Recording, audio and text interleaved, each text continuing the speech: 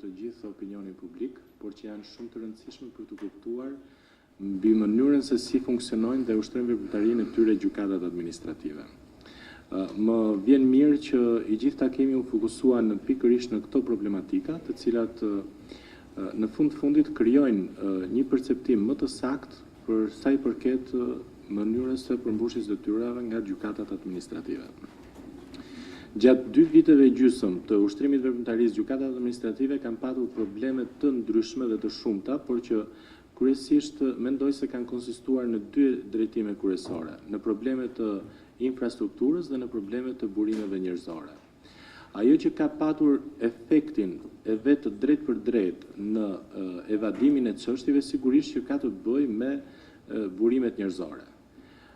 Është fakt i njohur dhe i ditur që deri në muajin mars të vitit 2016, gjykata administrative apelit ka funksionuar me një trup prej 7 gjyqtarësh, të cilët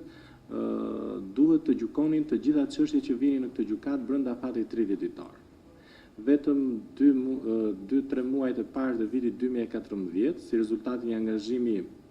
po themi, tej normales të gjithë trupës gjyqësore, u arrit që të shqyrtoheshin çështjet brenda fatit 30 ditor në muajt janar, shkurt, mars të vitit 2014. Por më pas, për shkak sigurisht edhe të detyrimit ligjor për të arsyetuar vendimet dhe për të dorëzuar ato në afat, u bë e pamundur që të shqyrtohet një numër i tillë çështjes brenda fatit 30 ditor dhe duke u referuar dhe prurjeve që vinin në këtë gjykatë.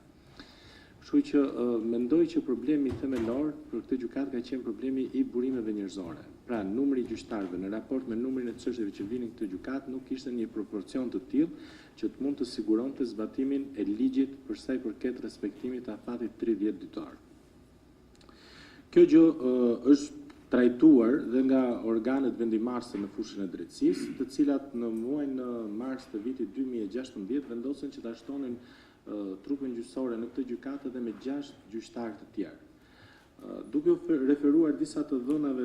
statistikore të muajit maj mbi evadimin e çështjeve, rezulton se trupa gjyqësore me 13 gjyqtarë ka përfunduar gjithsej në afatin 30 ditor 519 çështje. Mbi bazën e këtij përfundimi, trupa gjyqësore me 13 gjyqtarë me këtë ritëm pune, i cili nuk është i vogël, duhet që të punojë 739 ditë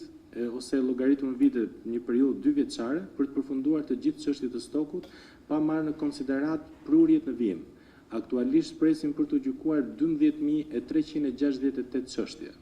Pra, edhe me të trup gjyqësore prej 13 gjyqtarësh, duke u referuar numrit të çështjeve që kanë ardhur në këtë gjykatë dhe presin që të gjykohen në shkallë të dytë, është e pamundur që të përfundohen për një periudhë 2 vjeçare, vetëm duke llogaritur stokun. Pra do të thotë që ne ekziston një problem që ka të bëjë me raportin midis gjyqtarëve të angazhuar për të gjykuar çështjet dhe numrit të çështjeve që presin për të gjykuar. Kështu që unë mendoj që përsëri numri i gjyqtarëve në gjykatën administrative të apelit duhet të rishikohet dhe duhet të bëhet një vlerësim për të përcaktuar një numër më të madh gjyqtarësh. Në aspektin ligjor, ligji garanton gjykimin brenda afatit 30 ditor. Gjykimi në apelin administrativ bëhet mbi bazë dokumentash dhe në dhomë këshillimi. Ndaj këtu dua të ndalem për të dalluar konceptin e zvarritjes së gjykimit në aspektin procedurial nga mos shqyrtimi i çështjes nga gjykata. Gjykata administrative e apelit është në kushtet e pamundësisë objektive për të shqyrtuar çështjet që vijnë brenda afatit 30 ditor. Jo për shkak të zvarritjes së procedurave të gjykimit, sepse në këtë gjykatë zhvillohet një gjyq, një seancë. Pra nuk ka shtyrje të dhomave të këshillimit, me përjashtim të atyre rasteve kur çështjet kalojnë në seancë gjyqësore nga dhoma e këshillimit. 93% e çështjeve në gjykatën administrative të apelit përfundojnë me një seancë të vetme. Pra nuk ka zvarritje në aspektin procedurial, po ka pamundësi të gjykatës për të shqyrtuar çështjet brenda afatit ligjor. Dhe ky dallim është shumë i rëndësishëm për shkak se këtu shkojmë në pikën në cilën burimet njerëzore, numri i gjyqtarëve të menduar, të vendosur për të gjykuar këtë çështje është i pamjaftueshëm. Pra, dhe edhe pse është shtuar numri i gjyqtarëve, ka rezultuar që numri i çështjeve stok vjen përsëri duke u shtuar,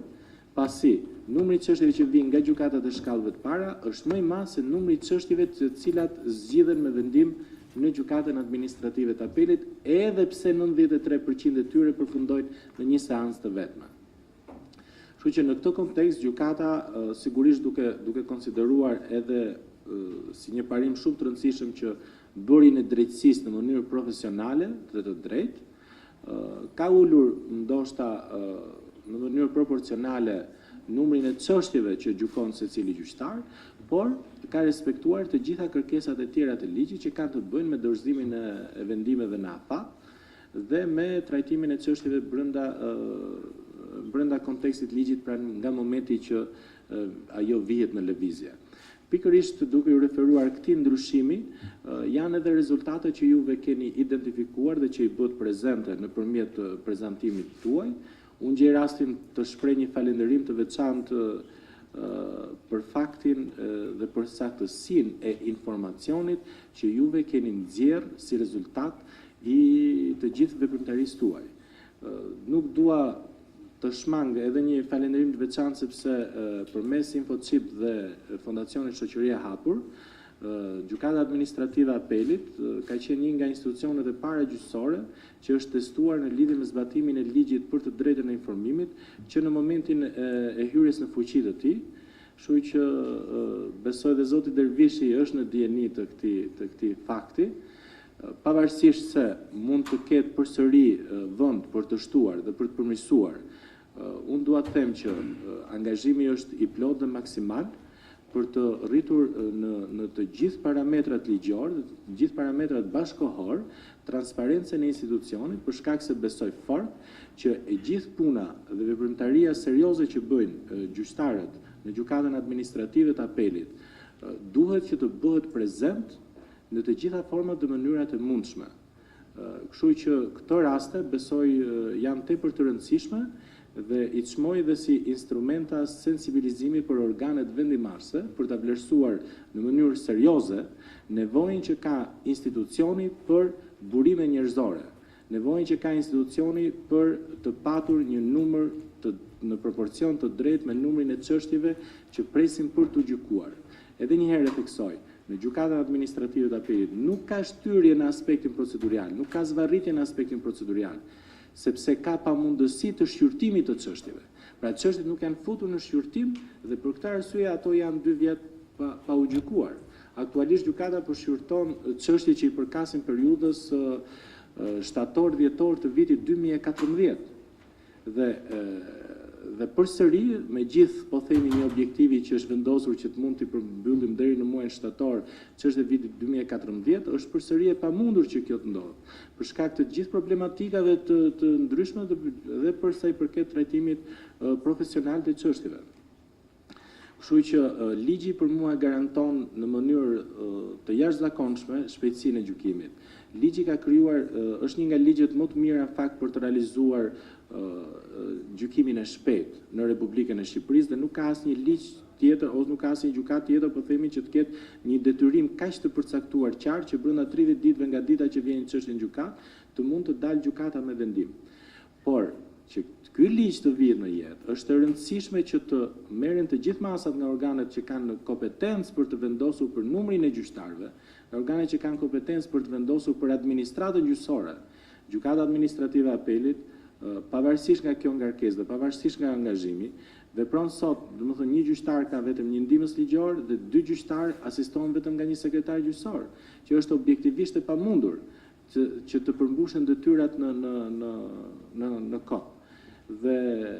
kjo krijon vështirësi thelbësore dhe vështirësi serioze për të patur një shkallë më të lartë të evadimit të çështjeve nga gjykata.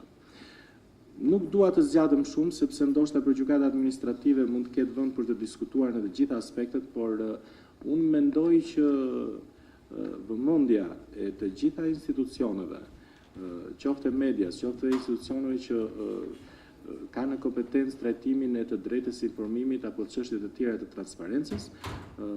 do ta çmoja që të ishte e plot ndaj gjykatave administrative, sepse janë gjykata të cilat gjykojnë konfliktin midis qytetarit dhe shtetit. Ju falenderoj dhe ju uroj shumë suksese dhe do të ndjeshim shumë të privilegjuar që aktivitetet tilla të zhvilloheshin edhe në vend. Ju uroj